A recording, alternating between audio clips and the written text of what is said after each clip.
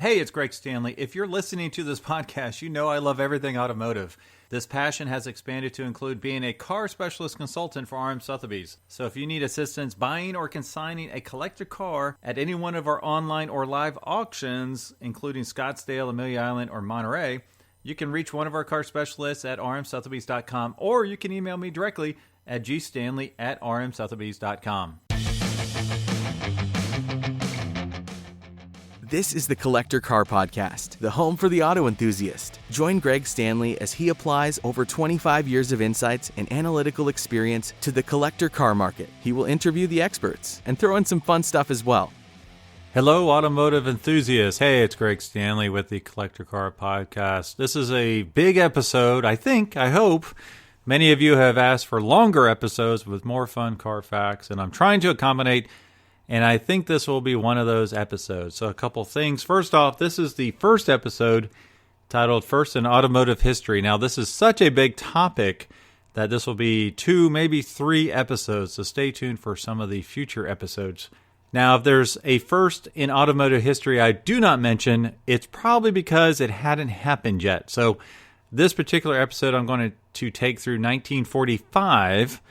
Now, if something wasn't invented until 1946, it will not be in this episode. So you might hear me talk about a 3-speed transmission, a 4-speed transmission, but not the 5-speed transmission, because potentially that happened during the next episode. So bear with me. I decided to do it chronologically instead of by option, and it's very fascinating. Now, there's a couple things I will have to point out here.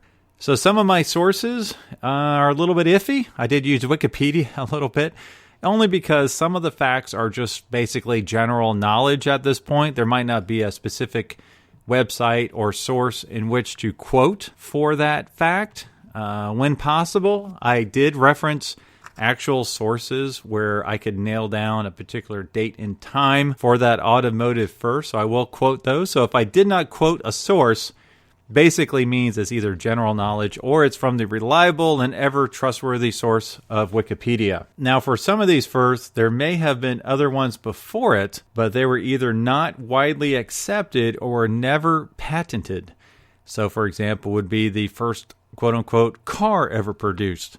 I'll get to that in a minute, but the first one may not have been the actual first running, driving vehicle in existence, but it was the first one that was officially recognized by a patent office. Okay, so like I said, we are going to start chronologically, and believe it or not, this entire car world that we live in started in 1769. I found this shocking when I found this out. So that was the first record of a steam-powered car. Now, this was not the very first car ever because it wasn't ever patented, like I said. That's approximately 100 years later. But it was the first record of a vehicle that was powered by steam. Now, the earliest steam-powered car we know about was finished as early as 1769 by French inventor Nicolas Cugnot. Now, just as a heads up, I will butcher a bunch of names. I do apologize in advance for that. I am not great at accents and foreign names. I apologize for that up front.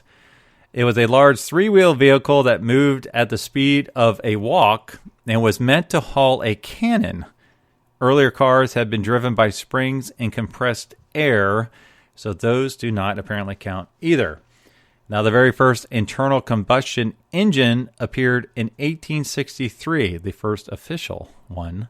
So as early as 1863, Belgian inventor Linnet Lenoir had driven his Hippomobile the 9 kilometers from Paris to Joinville-le-Pont and back. It was powered by Lenoir's own gas engine and fueled by a turpentine derivative, thus earning it the distinction of the first vehicle with an internal combustion engine in 1863. Can you believe that? That is unbelievable. All right, now the first gasoline engine, the one right before I mentioned, was powered by turpentine, a derivative of turpentine. The first gasoline engine was developed by Carl Benz, yes, of Mercedes-Benz. It was a 1-cylinder, 2-stroke unit which ran for the first time on New Year's Eve in 1879. So 1879 is the first gasoline engine. All right, now here's the big event, the historic event, the iconic event. 1886 was the first car. the first carburetor, and I think that was it. All right, so on January 29th, 1886, Carl Benz, again a Mercedes-Benz, eventually, applied for a patent for his vehicle powered by a gas engine. The patent, number 374635, may be regarded as the birth certificate of the automobile. In July 1886, the newspapers reported on the first public outing of the three-wheeled Benz patent motor car model number 1. Now, I know at a local dealership here in Cincinnati, they actually have a reproduction of this in their lobby, which is pretty cool.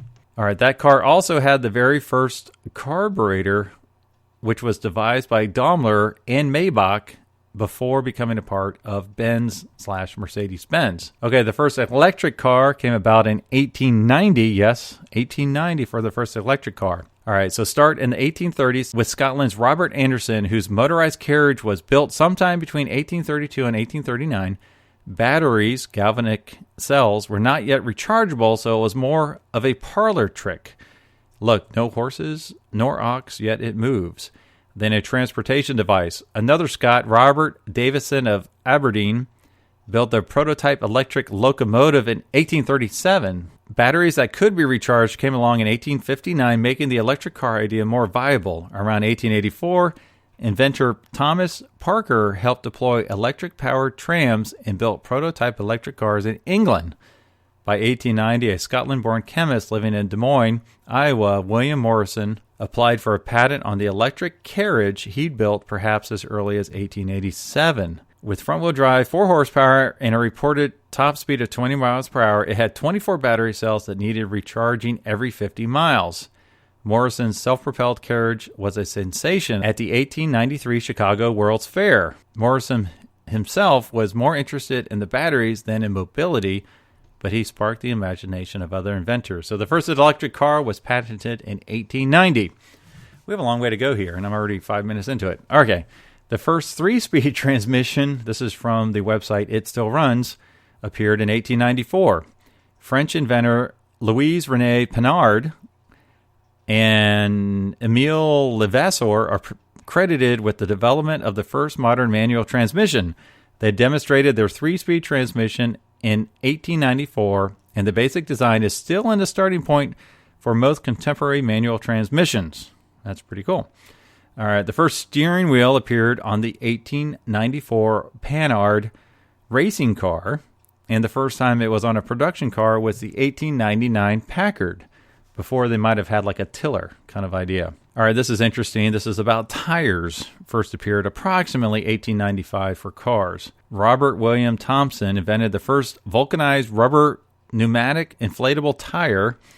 Thompson patented his pneumatic tire in 1845. And while his invention worked well, it was too costly to catch on. That changed with John Boyd Dunlop, he lived from 1840 to 1921, a Scottish veterinarian and the recognized inventor of the first practical pneumatic tire. His patent, granted in 1888, wasn't for automobile tires, however. Instead, it was intended to create tires for bicycles. It took another 7 years for someone to make the leap. Andre Michelin, we all recognize that name, and his brother Eduardo, who had previously patented a removable bike tire, were the first to use pneumatic tires on an automobile. Unfortunately, these did not prove durable. It wasn't until Philip Strauss invented the combination tire and air-filled inner tube in 1911 that pneumatic tires could be used on automobiles with success.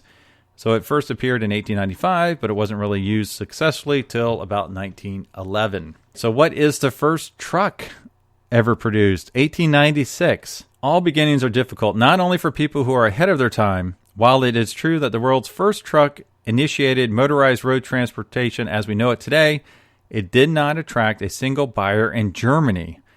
In the early stages, the truck had to overcome a great deal of resistance, much more than the passenger car, which is pretty interesting.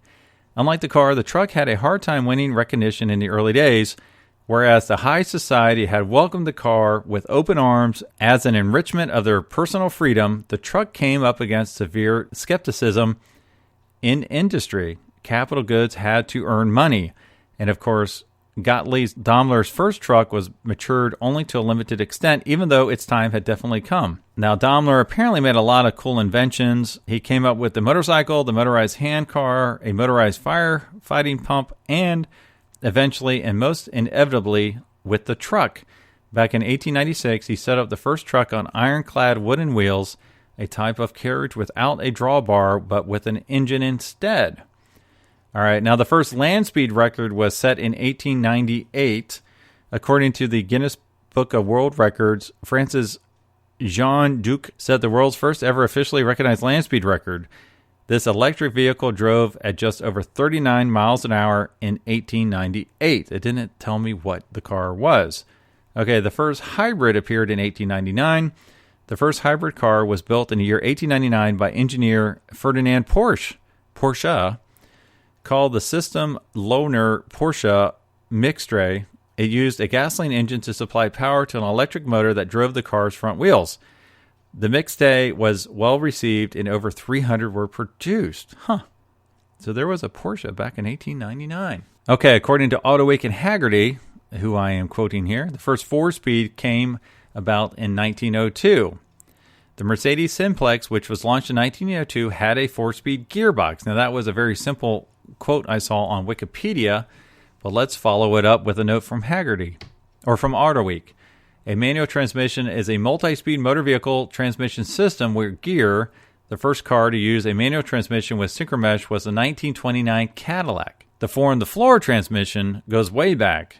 The super cheap Volkswagen Beetle had one from its birth in the late 1930s. For example, Detroit mostly stayed true to the 3-speed until the late 1950s, and from what I can tell, the first 4-speed car was a 1957 Corvette. Now, at that time, 4-speed manuals became the high-performance transmission of choice. Okay, so 4-wheel drive came about in 1902 from Spyker. In 1911, we had the American four-wheel drive company.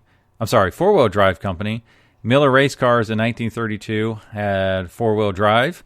In 1917, Oshkosh and 1934 Dodge trucks as well.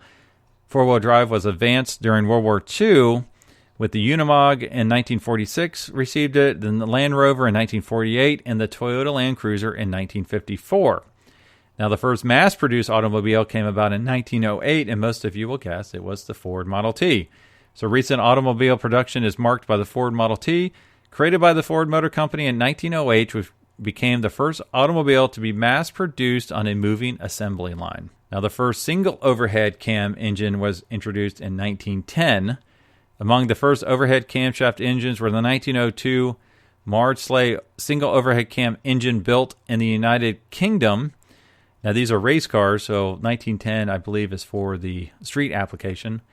And the first double overhead cam engine was a Peugeot inline-4 racing engine which powered the car that won the 1912 French Grand Prix.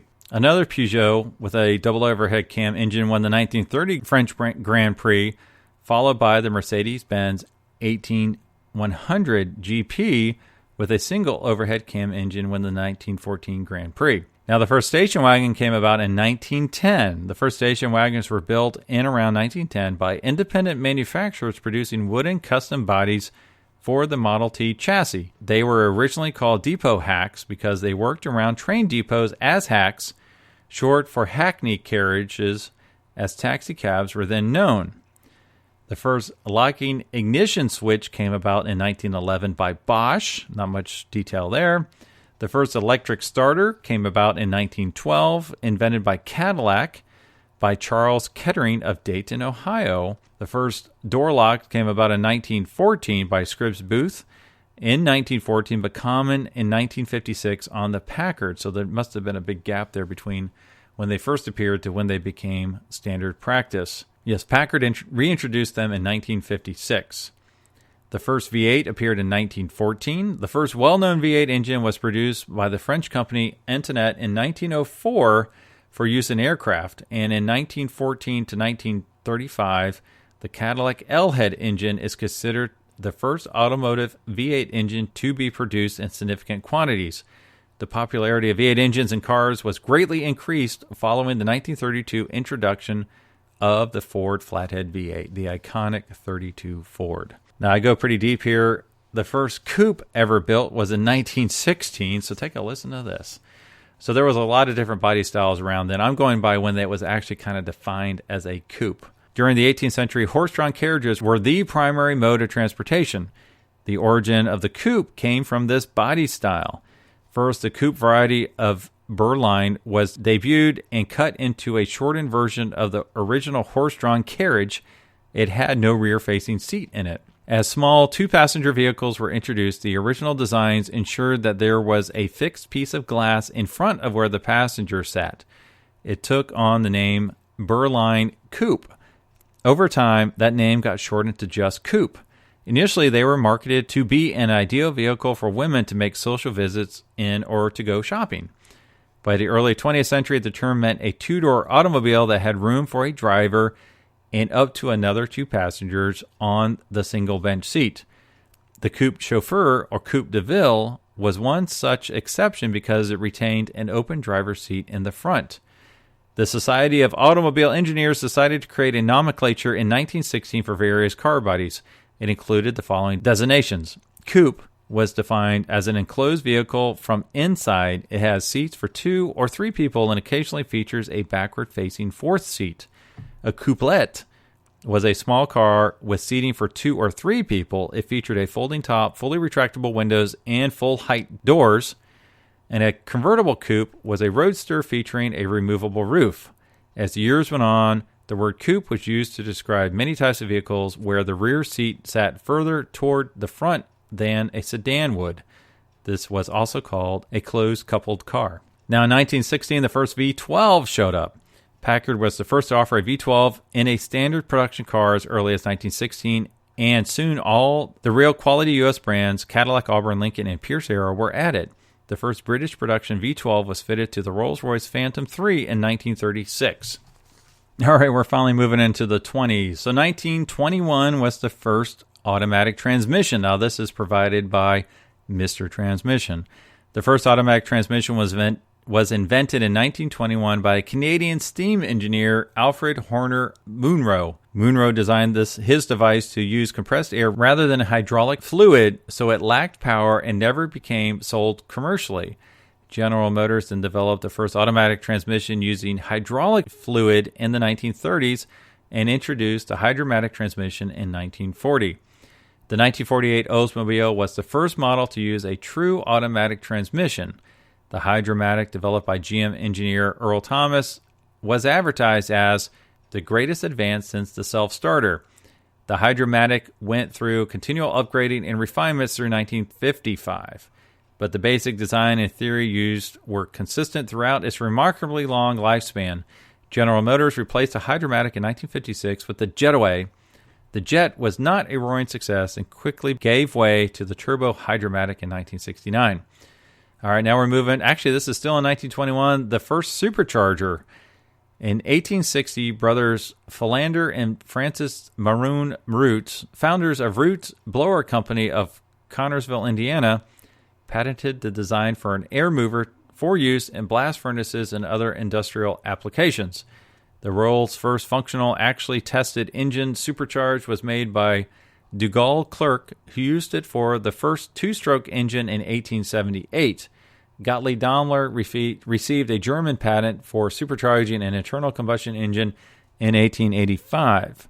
Louis Renault, a lot of familiar names here, patented a centrifugal supercharger in France in 1902.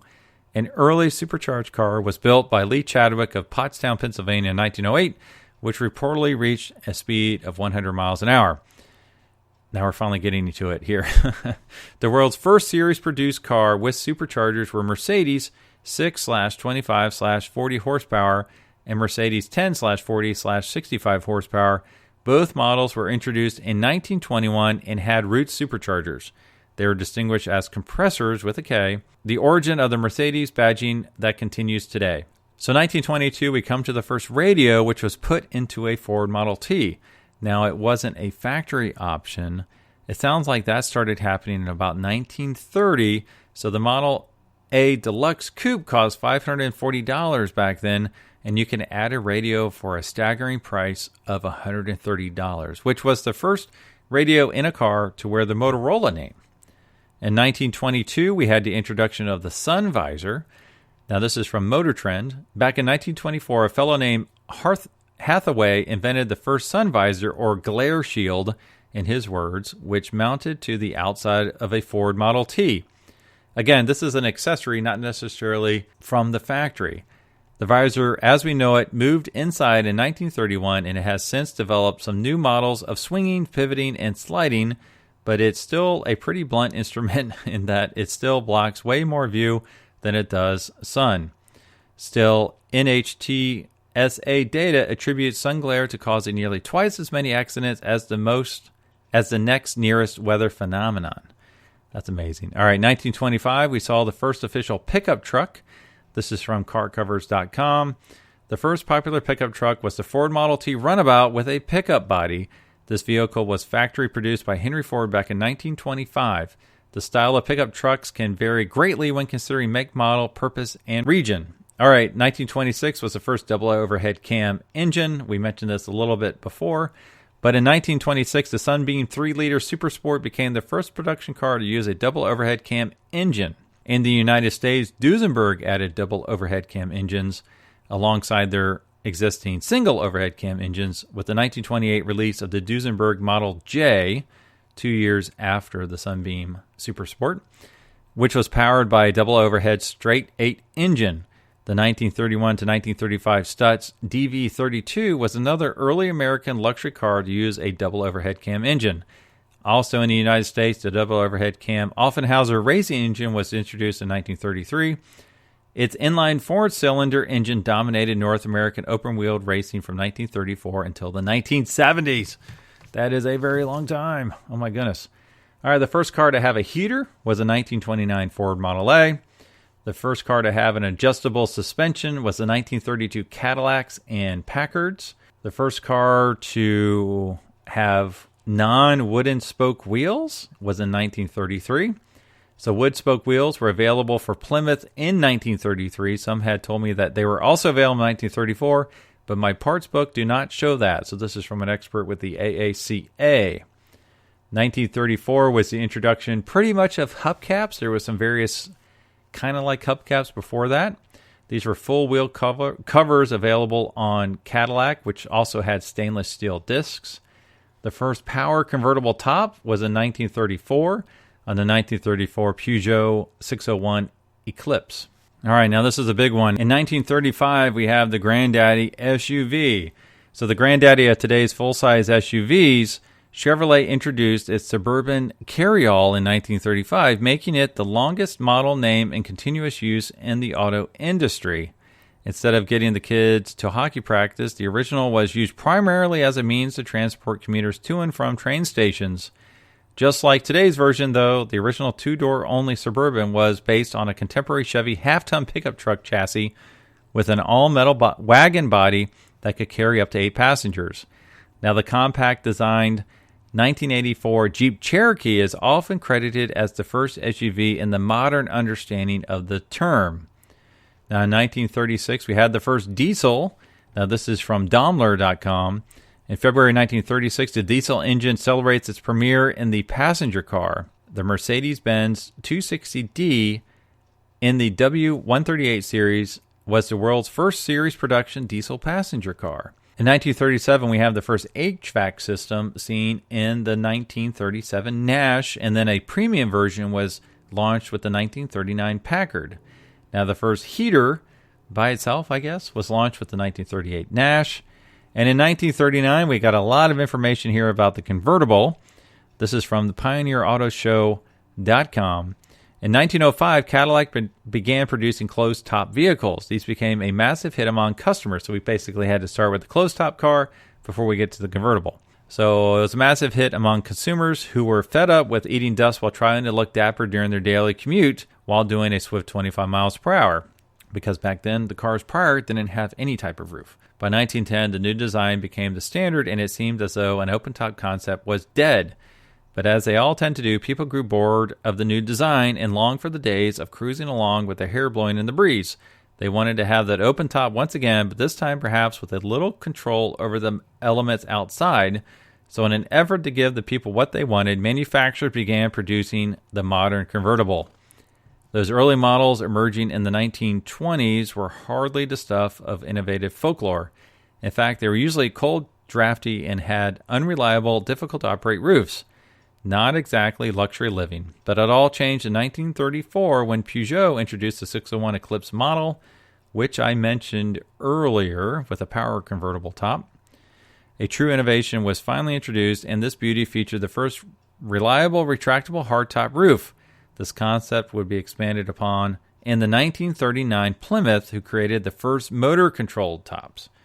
All right, so this is the first motor-controlled convertible top. In 1939, Plymouth introduced the first mechanically operated convertible roof.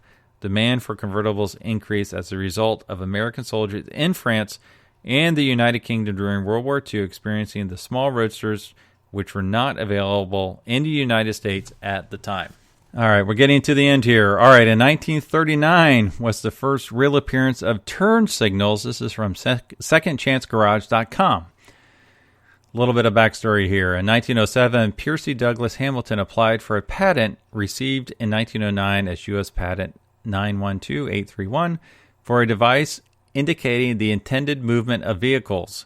Apparently, the lights were shaped like hands, so other drivers accustomed to reading hand signals would understand their meaning. Fast forward to 1914, with silent film star Florence Lawrence designed, though failed to patent, a mechanical signaling arm. Note, she also designed the first mechanical brake signal, and her mother patented the first automatic windshield wipers. Interesting.